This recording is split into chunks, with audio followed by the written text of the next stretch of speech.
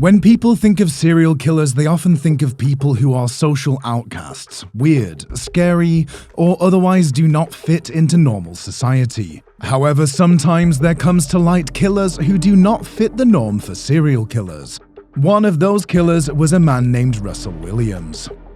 Russell Williams was no ordinary man. In early 2010, he was a colonel in the Canadian Air Force. Not only was he a colonel, he was the commander of Canadian Forces Base Trenton. This base is the largest Air Force base in Canada, and the commanding officer in charge of it has to be someone special to lead it. Colonel Williams certainly fit the bill. But despite Colonel Williams' esteemed military career, he was hiding some deadly secrets. These secrets would only come to light when a young woman named Jessica Lloyd vanished without a trace from her home in Tweed, Ontario. On the morning of February 4th, 2010, just 6 days after Jessica went missing, Canadian officers were conducting a checkpoint on the highway near her home. The police had theorized that whoever abducted her was local to the area, and they got a lucky break when Williams drove by in his SUV, which was not his normal car. Detectives had recovered a boot print and tire tracks behind her home. Upon looking at his tire tracks, they were clearly similar to what was found at the scene. Officers immediately notified detectives and invited Williams in for an interview. He readily obliged. Upon arriving at the police station, Williams was nonchalant and expecting a quick talk to clear his name. After all, he was a decorated colonel in the Air Force. Who would suspect him of anything? But on the contrary, the police had already started putting the pieces together. You know, obviously our approach to cases like this is that we don't give up on somebody being alive until we get evidence that they're not. So because of that, we're treating Jessica's case as an emergent situation, obviously. So we're fast forwarding things that we might normally take our time with, and that's why we're here on a Sunday afternoon. So again, I appreciate it. We're going to do a pretty thorough interview today. Okay. And the reason for that is because the last thing we want is to be calling people back again and again and again. Okay. So what we're going to do is we're going to go over a number of things, and I'm going to explain what all those are to you. Okay. What the detective is referring to is a string of sexual-related crimes that have been reported in the Tweed area. Over the past several months, there has been 2 home break-ins where the women were bound, beaten, and raped. Additionally, in November, the death of Corporal Marie-France Comeau was suspected to be a sexually motivated homicide with no leads at this time. With the disappearance of Jessica, it was clear that there was a predator on the loose in this sleepy Canadian town. The detective then lays it all out for him. Jessica Lloyd is one of 4 cases that we're currently investigating. Okay. And essentially what's happened is over the past about 4 or 5 months,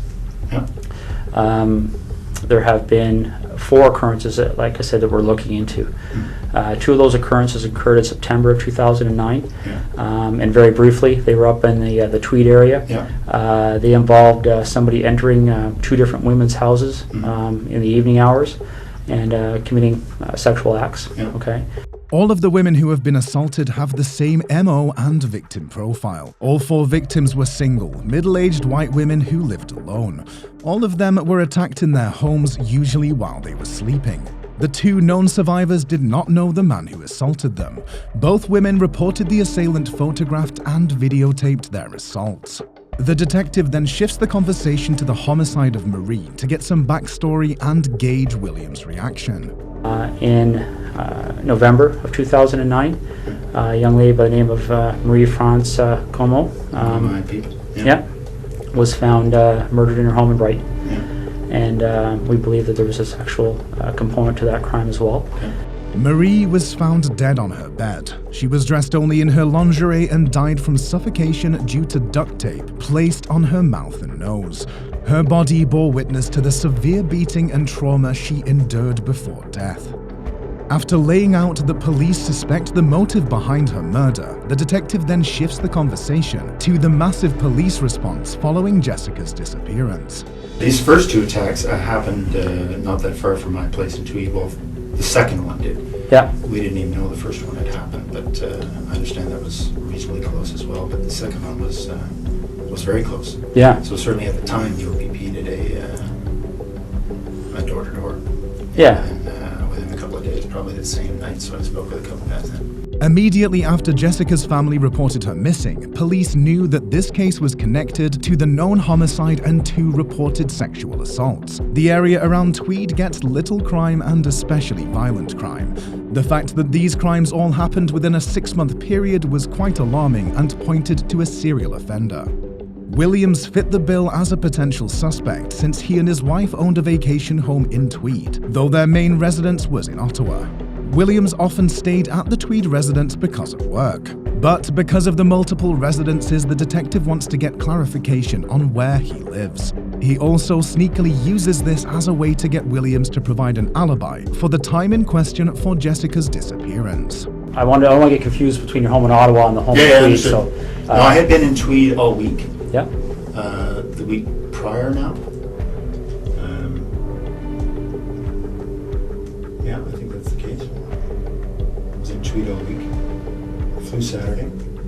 Headed to Ottawa Saturday night. Okay. So, if you didn't have the stomach flu on the Friday, what was your schedule that day? Really. Okay. What would have been my schedule? Just a standard schedule in the office. Okay. So, office brief in the morning, a couple of meetings. I can't remember what the specifics were going to be. Okay, so Thursday night you slept at Tweed, or you? Yep. All right. And what did you do Thursday during the day? Thursday during the day, I was at the base again. I think it was a fairly standard day. I can't recall exactly, but yeah, nothing. I was not flying, so I was at the base. So I would have gone in early in the morning, back in the evening again. Williams tries to say that everything was normal and that he went back to Ottawa as he routinely did. However, establishing that he was in fact in Tweed during this time still makes him a prime suspect in Jessica's disappearance. Having gotten that small victory, the detective then shifts the conversation back to Marie to see what he can dig up there. Of particular note, Marie was stationed at CFB Trenton while Williams was in command there. Yeah, no, I mean, obviously when your people get killed, it gets your attention. So Absolutely. I'm very much remember that coming in. And how did you know Marie Franscombe? I'd only met her once. She was on a crew. I was on just after I got to the base. Okay. Do you know roughly when that happened? That we were on the same crew? The time you met her, the one time there, yeah. It was soon after I got to the base, so I don't remember exactly, but I would say in the first couple of months, so August, September. Okay. Yeah. Now, you got that email notifying you that something had happened. Yeah. Do you have any kind of a clear recollection as to how your schedule was going that week? Well, I can't remember what day that the message came in. Just a second.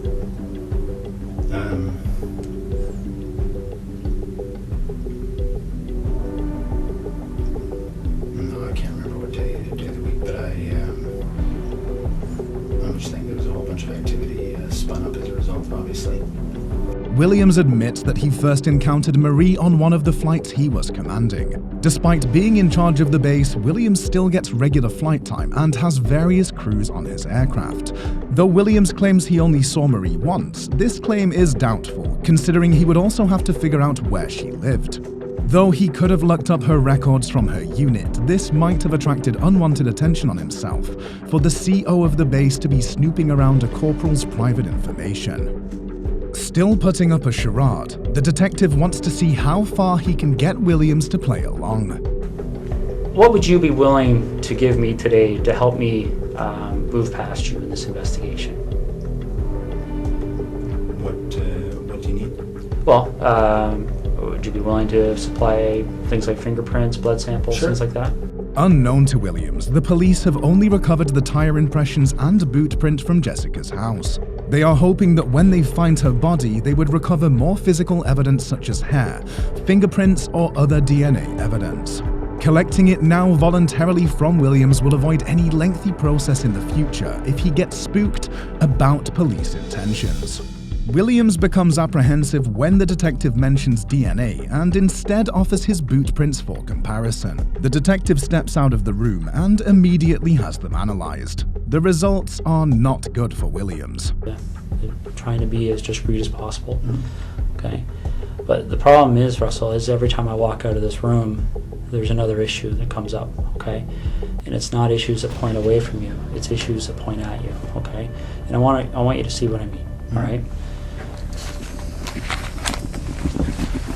This is the footwear impression of the person who approached the rear of Jessica Lloyd's house on the evening of the 28th and 29th of January. Yeah. Okay. Essentially, when you're dealing with footwear impressions, we have a gentleman on the OPP who's basically world-renowned. His name is John Norman.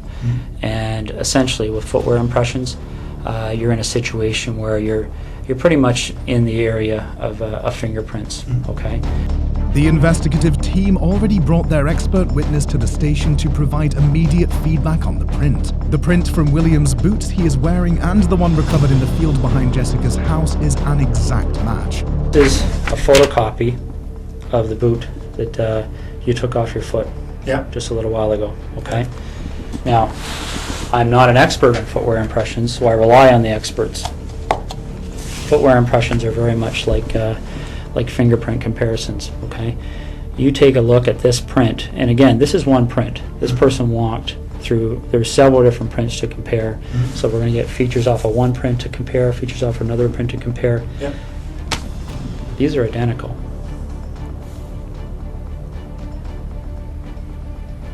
Okay. Your vehicle drove up the side of Jessica Lloyd's house. Your boots walked to the back of Jessica Lloyd's house on the evening of the 28th and 29th of January. Okay.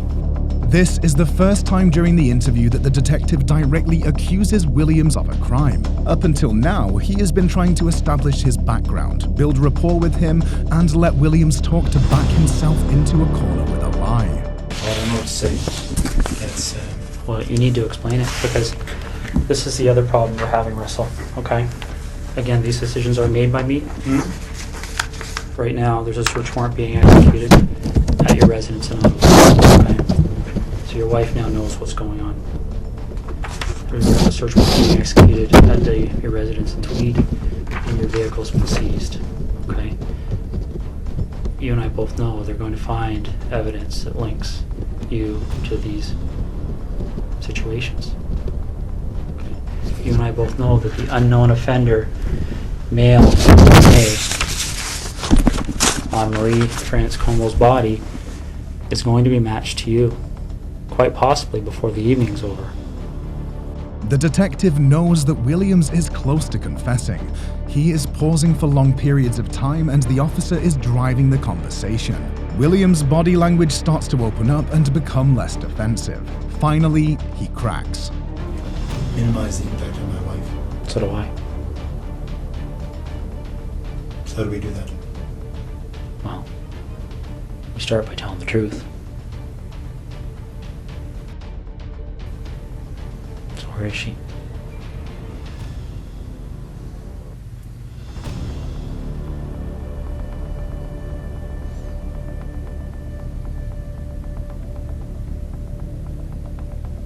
Get a map. Is she close to where she lives?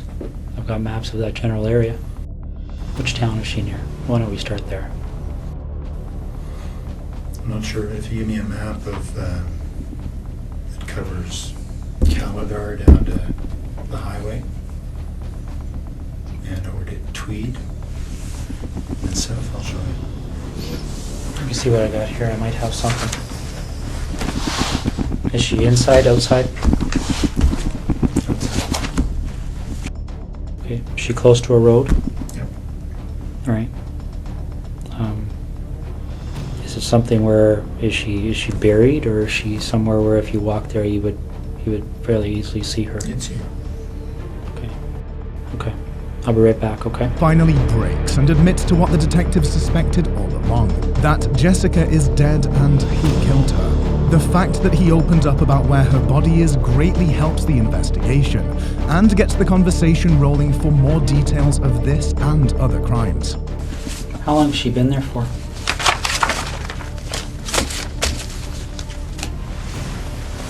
A little over a week. Was it fairly quick from the time she left? Friday night. Friday night? Yeah. So where was she between Thursday night and Friday night? In Tweed. With you? Yeah. How long was she alive for?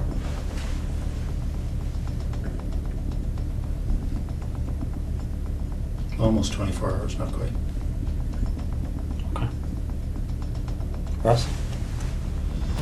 You're doing the right thing here. Okay. After assaulting Jessica in her home, Williams took her to his vacation home in Tweed, where he held her captive for almost a day. During this time, he assaulted her and tortured her. He documented his sick crimes on videotape and still photographs. These would later be recovered at his home in Ottawa. What Williams does not mention here is that he went back to the base that evening like nothing had happened. With details of Jessica's homicide in the open, the detective wants to see how far Williams is willing to go while he is still talking. What do you want to talk about? It's pretty wide open now. What do you want to know? Well, do you want to work forwards or backwards? Doesn't matter. Why don't we start with Jessica? How does that start for you?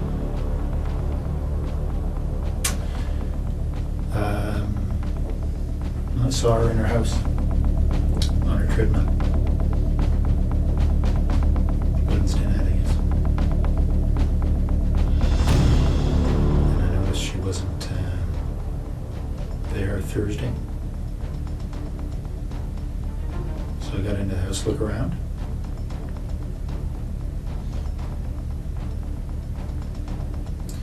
Then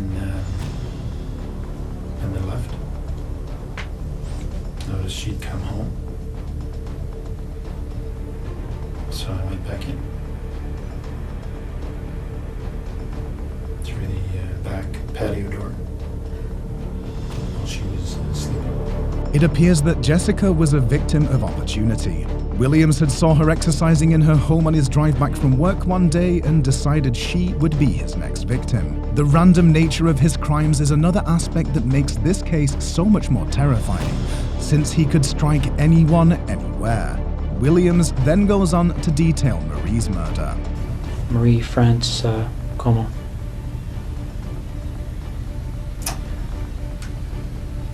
There was an open window in the basement of her house when she was away.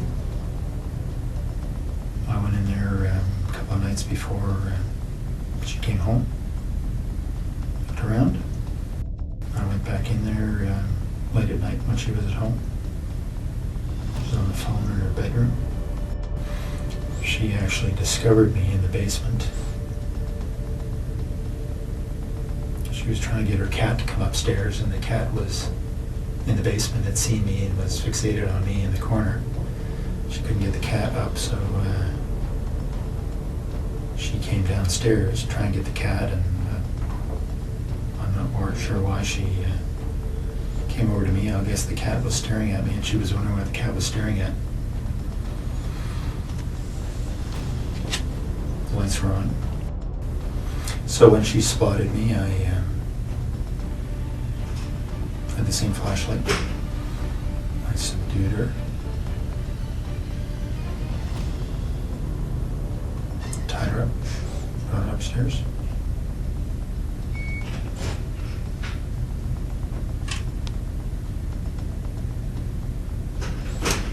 And strangled her later in the morning. What Williams left out here was he also captured this assault and murder on video and in photographs. These sickening images would later be found in his home too. Why do you think these things happen? Have you spent much time thinking about that? About why? Yeah. Yeah. But I don't know the answers. Williams does not admit it here, but during the trial he would claim that he had fantasies about breaking into women's houses in his 20s and 30s. Later, testimony from him and evidence seized from his home would prove he broke into 82 homes. All of these burglaries were to steal women's underwear and lingerie. All of these crimes were documented in thousands of photos and videos, including ones of him wearing the stolen lingerie. While it is anyone's guess as to how a decorated and successful military officer could conduct such heinous crimes, it is clear that somewhere in Williams's past he began harboring sadistic and evil fantasies towards women. Why he decided to act when he did, only Williams will know. But what we do know is that he is never getting out of prison. After pleading guilty to both murders, both sexual assaults, and 82 counts of burglary, he was sentenced to 25 years to life in prison. It is doubtful he will ever be paroled.